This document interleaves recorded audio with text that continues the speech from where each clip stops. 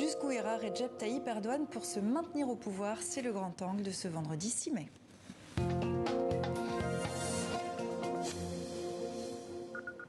Le président turc est sur tous les fronts, médiation sur l'Ukraine, visite dans les monarchies pétrolières du Golfe. Recep Tayyip Erdogan a en ligne de mire les élections présidentielles et législatives dans un peu plus d'un an, qui pourraient remettre en cause son hégémonie tensée par la crise économique. Alors jusqu'où ira Recep Tayyip Erdogan pour se maintenir au pouvoir? C'est notre grand angle. Avec vous, Nora Seni, bonsoir. Bonsoir. Vous êtes professeur émérite à l'université Paris 8. Vous signez cette semaine une tribune dans le quotidien français Le Monde après la condamnation du philanthrope Osman Kavala à une perpétuité incompressible. Selon vous, le président turc nargue l'opinion internationale et veut afficher la puissance d'Ankara. Tribune co-signée avec Ahmet İnsel. Bonsoir à vous aussi. Vous êtes journaliste et politologue turc, co-auteur avec Pierre-Yves Hénin de cet essai, Le national capitalisme autoritaire, une menace pour la démocratie, aux éditions Bleu Autour.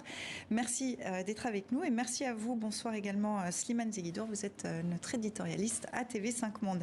Nora Seni, on a l'impression que Recep Tayyip Erdogan en ce moment est sur tous les fronts. Pourquoi cette agitation diplomatique ?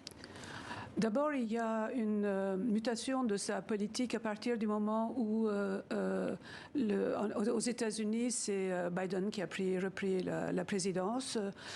Il a changé de 180 degrés, c'est de son habitude. Il a, par exemple, décrété que l'avenir de la Turquie était en Europe, alors qu'il venait de traiter Macron de malade mental, Madame Merkel de nazi, etc. Donc là, ce qu'il est en train de faire, c'est qu'il veut en effet revenir parmi ses anciennes alliances, et la guerre en Ukraine lui a donné une occasion en or.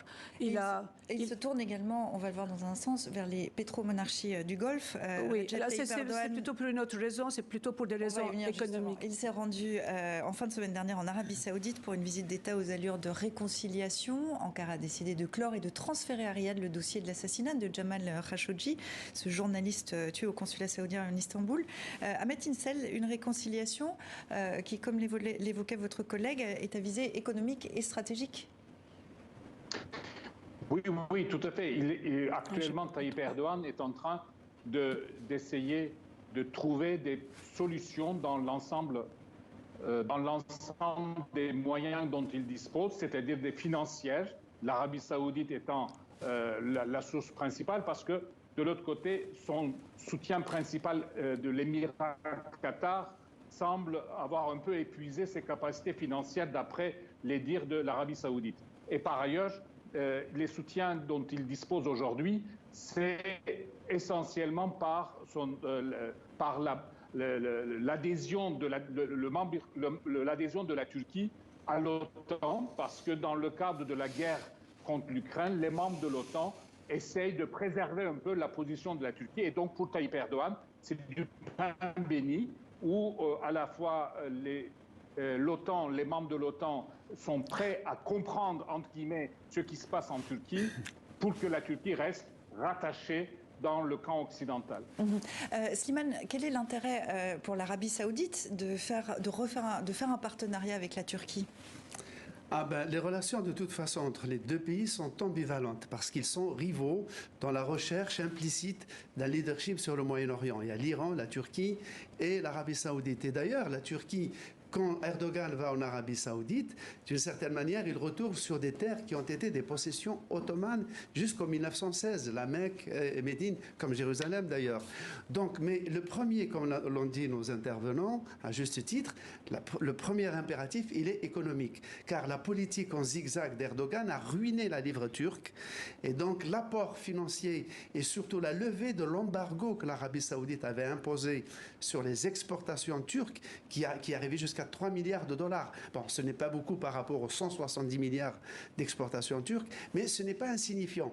Donc là, cet embargo est levé et les exportations turques viennent d'augmenter de 25% depuis le début de l'année.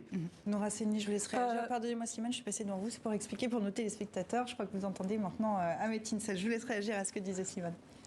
Alors, je ne sais pas ce que Ahmet a dit à ce sujet, mais il y a une raison tout à fait stratégique.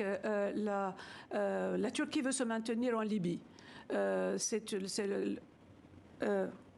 c'est le port d'entrée de la Turquie vers l'Afrique.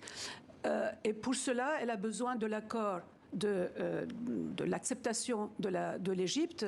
Et pour que l'Égypte accepte, elle a besoin que l'Arabie saoudite fasse pression. L'Arabie saoudite et les Émirats fassent pression. La Turquie ne veut surtout pas quitter ce qu'elle a gagné comme position en Libye, position militaire, position économique pour la reconstruction de la Libye et aussi comme pont d'ancrage en Afrique. Donc c'est quelque chose d'extrêmement important pour la Turquie aujourd'hui. Et une des raisons donc du rapprochement avec les Émirats et l'Arabie saoudite, c'est de faire pression sur cet élément de ce clan-là que constitue l'Égypte. Alors, il y a le contexte également de la guerre en Ukraine. La Turquie essaie de se positionner comme un important partenaire, comme un médiateur. Est-ce que la Turquie s'est repositionnée au centre de la géopolitique sur cette question-là? La Turquie a la plus grosse portion de la mer Noire.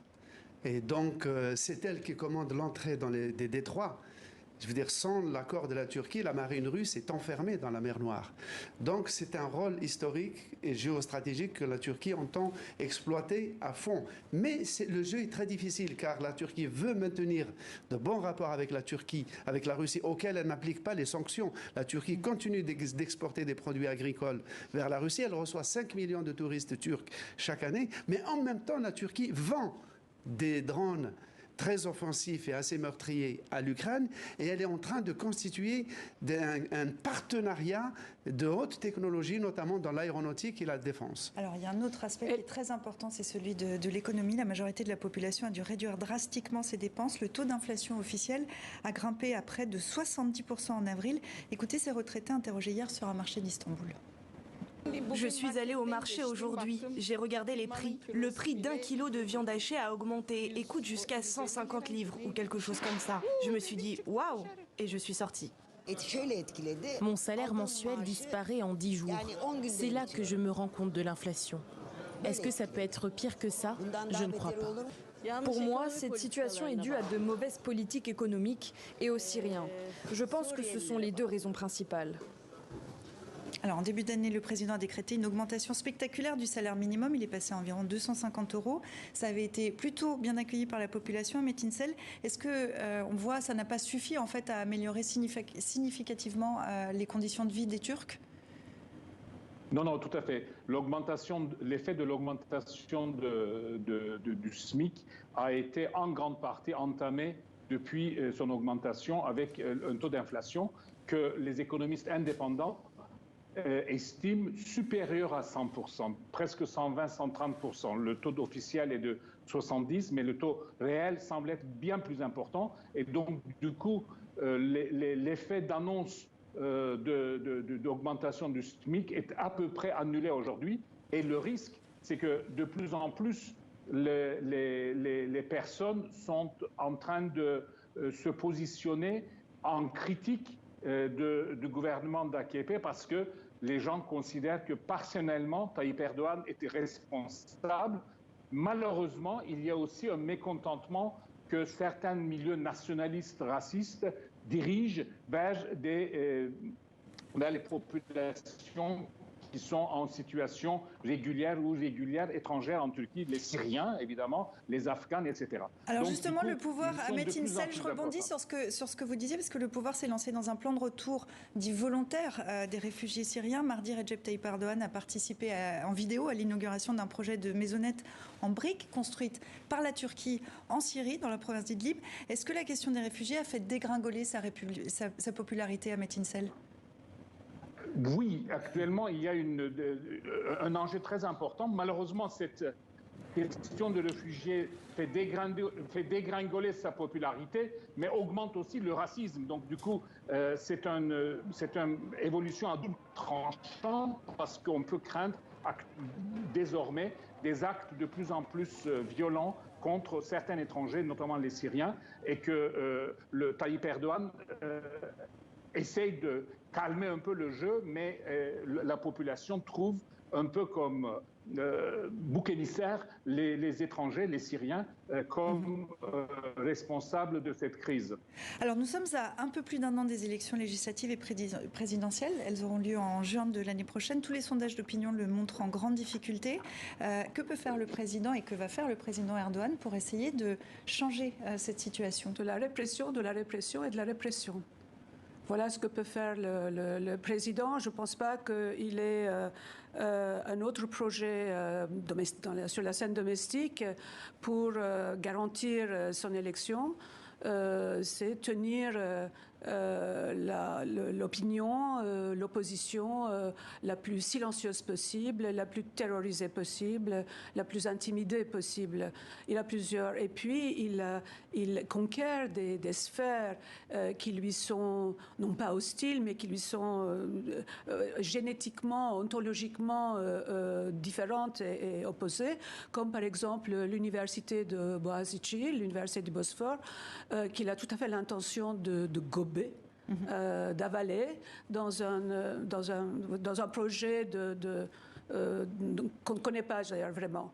Donc voilà, d'acquérir des domaines qui lui échappent encore. Et on aura l'occasion d'en reparler d'ici aux élections dans un petit peu plus d'un an. Merci beaucoup Nora Seni d'être venue dans 64 minutes. Merci à vous Ahmed Tinsel et merci Slimane. À très bientôt.